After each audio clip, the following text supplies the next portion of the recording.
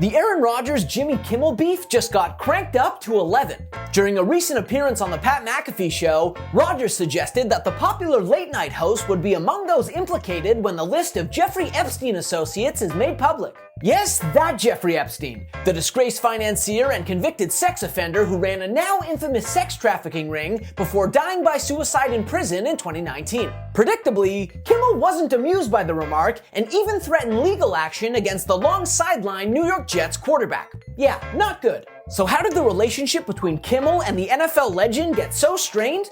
Let's take a look. Sit back, relax, and take this in.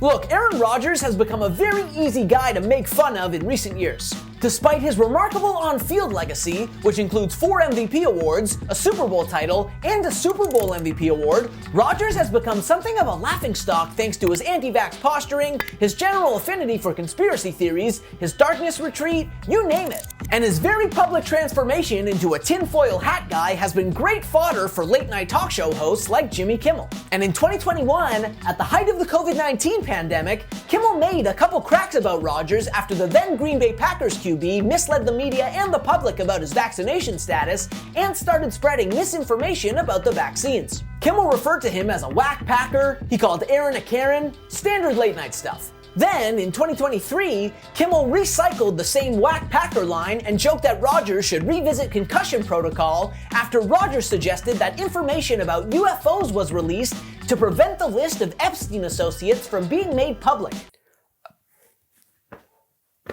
Well, anyway, cut to 2024, and Rodgers, who's had little to do but dive further down the rabbit hole since tearing his Achilles in week 1, finally clapped back at Kimmel. And what a shot it was. On one of his latest McAfee spots, Rodgers linked Kimmel to Epstein, saying that Kimmel is among those hoping that Epstein's list of associates never sees the light of day. So in case you're unaware, a federal judge ordered last month that a previously sealed list of roughly 150 names mentioned in relation to Epstein in various court documents be made public.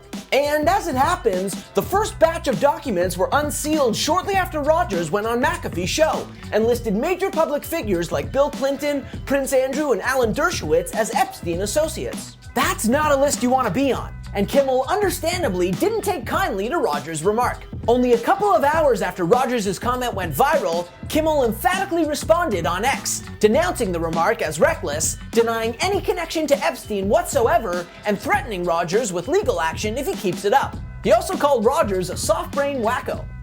Now for his part, McAfee, who pays Rodgers millions for his regular appearances, swiftly went into damage control mode. The day after Rodgers made his comment, McAfee opened his show by trying to minimize the remark, suggesting that Rodgers was simply talking trash while acknowledging that Kimmel's outrage was understandable. But, well, insinuating that someone is a pedophile on one of the world's most visible platforms is a hard bell to unring. And even if Rodgers himself rescinds his remark, there could be some substantial fallout here. After all, the Disney company, which owns ESPN, also owns ABC, the network that broadcasts Jimmy Kimmel Live. The corporate overlords at Disney probably weren't thrilled to see Rodgers on an ESPN show effectively accuse one of their most high-profile stars of being a sex offender, or at least having consorted with a sex offender.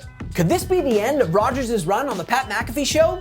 Maybe, but losing his cushy TV gig may be the least of his worries. Look, this was a serious allegation that Rodgers leveled, one that, as Kimmel put it, put his family in danger. It wouldn't be surprising if Kimmel filed a defamation suit against Rodgers, an idea that's already garnered full support from the likes of Keith Olbermann, Boomer Esiason, and others. It's worth noting, by the way, that McAfee himself was sued for defamation last year for his comments about Brett Favre's involvement in a highly publicized Mississippi welfare scandal. Still, whether Kimmel decides to take this to court or not, a couple things are now abundantly clear. One, unlike the phony beef between Kimmel and Matt Damon, this feud is extremely real.